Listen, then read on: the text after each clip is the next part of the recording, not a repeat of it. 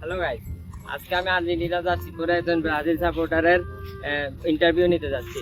আমি কিন্তু মেনত একজন আর্জেন্টিনা সাপোর্টার।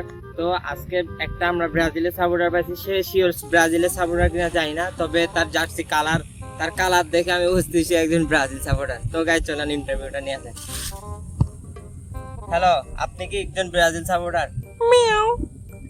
হ্যাঁ, আমরা তার নিস্তব্ধতা বুঝে আমরা বুঝতে পারলাম যে সে হ্যাঁ সম্মতি দিয়েছে। তো আপনারা আপনারা কেন ব্রাজিল সাপোর্ট করেন? ও, সে বলতে চাইতেছে যে তার বাপ দাদার সম্পত্তি ছিল 5টা কাপ, তার ভিতরে 3টাই জুলেরেমি কাপ। তো তো গাইস দেখি আর সে কে আর বলতে পারে। তো আপনি সব সময় ব্রাজিলের কালার পছন্দ করেন নাকি?